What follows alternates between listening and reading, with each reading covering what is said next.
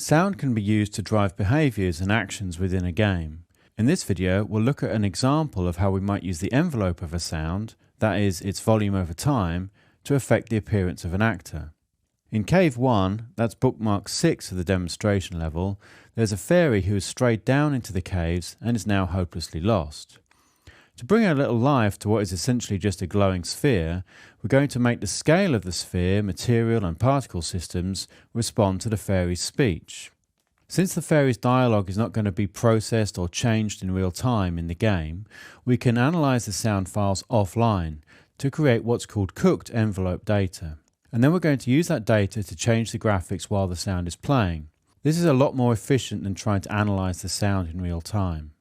If we open up that blueprint here, so we're editing Cave Fairy, we can see that it's got an audio component, and we'll open up that sound cue, and then we'll navigate to these sound files in the content browser. I've got quite a few, so I'm going to edit them all at once by right-clicking and choosing Asset Actions, Bulk Edit via Property Matrix. The area we're looking for in the menu here is the Analysis section, Envelope. And I'm going to enable amplitude envelope analysis. Then I'm going to save those files. Once this envelope analysis is enabled, we can get a reference to that audio component, drag out and find get cooked envelope data. This node interpolates and averages the envelope data across all playing sounds. In this case, we're only playing one sound at a time, but it could also be used with sound cues where there are multiple simultaneous sounds. To drive this function here, we're going to get events from onAudioPlayback%. So we'll select our audio component here, and then down here we can see that we've got events onAudioPlayback% here. And we'll move that to the right position and connect that up. So let's just add a print string and see what kind of values we're getting out of that.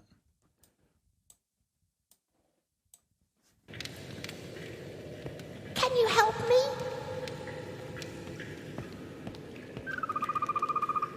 I seem to be repeating myself. Now, the constant stream of values from that print string is quite hard to follow. What we're interested in finding is the maximum value that occurs, so we can scale the range of numbers appropriately. So we'll start by deleting that print string, and instead we'll assign these values to a float variable that we've created called env_value. So here we will set that variable. So every frame of the game, this audio playback% is creating an event that gets the cooked envelope data from whatever sounds are playing on this audio component. And it's setting that to this float variable called env_value.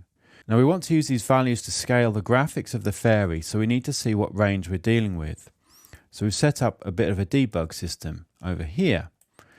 So if true, if debug is on, then we take that envelope value and we add it to an array. So essentially what we do is we build up an array full of all the envelope values for that sound.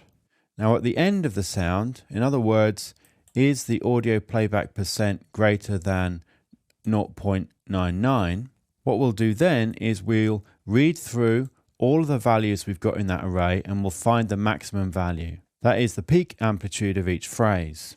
And then after a brief pause, we'll clear that array, ready for the next sound. So let's enable debug and see what we get. So the first phrase, I seem to be lost down here.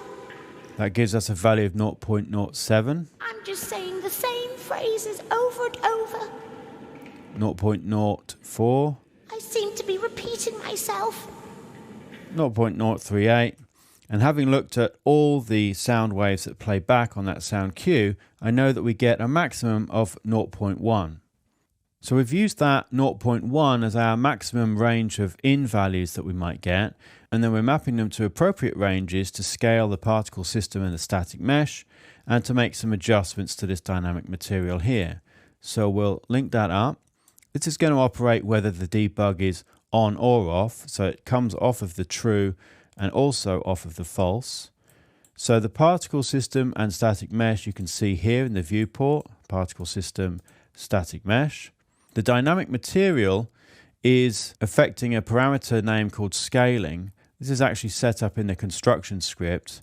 So we're creating a dynamic material instance. And if we find this in the content browser, we can edit that and see that it relates to this parameter here called scaling. So let's now see the envelope of the sound affecting those graphics of the cave fairy. I seem to be lost down here. I think I'm going mad down here. We can turn that debug off now.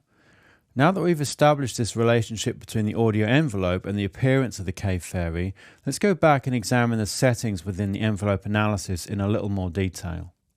The attack and release time is set in milliseconds, and these control how quickly the envelope analyzer responds to changes in amplitude. If you're using the envelope to affect the graphics within the game, then these will be determined to a great extent by the kind of aesthetic response you want. So at the moment we've got an envelope attack time of 50, which produced the effect we just saw. If we change that to 10 milliseconds, then the graphics would be responding more quickly to the attack portions of our envelope. Now, if we were to track the envelope of a sound with perfect accuracy, then we'd be tracking it at the sound sample rate, for example 48 kHz, which is 48,000 times a second. This would obviously generate a lot of data. The envelope follower frame size allows us to group together a given number of samples and get the average value across that group, so we have less data to store. The smaller the frame size, the higher the accuracy, but the larger the memory use. The larger frame sizes use less data, but are obviously less accurate. Having said this, remember that these values are only being checked via the on-audio playback % event here, which is linked to the game frame rate. So unless you can guarantee you'll be running at a very high frame rate, then audio frame sizes of less than 1024 won't make much difference anyway. As with all these things, it's a balance between achieving the aesthetic effect you're after and the memory or processing impact that the systems can have. If we change that, for example, to 4096 and had an attack time of 200, we get a slightly less responsive cave fairy. It's cold down here. I came down here looking for my friend, and now I can't find the way out. So let's compare that to our initial settings.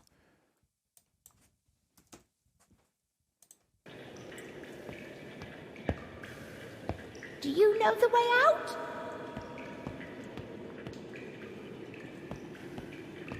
Papa will wonder where I've got to. So you can see there, although I'm having to generate and store more data for each sound, it gives me the responsiveness that creates the aesthetic effect that I'm after. In this video, we've looked at how you can track the envelope data of a playing sound and then use this data to drive other objects or events in the game. We've looked at a simple example where the audio is driving the scale of an actor, but this could be much more sophisticated. For example, you could use the breathing audio of a character to drive their upper body movement. Remember that this technique just uses the cooked envelope data of the original sounds. If you're doing any modulations on that sound, which could be as simple as changing the volume to applying effects, then you might want to look at real-time analysis, which we'll be covering in a later video. However, if this is not necessary, then it's a good idea to stick to this computationally cheap method.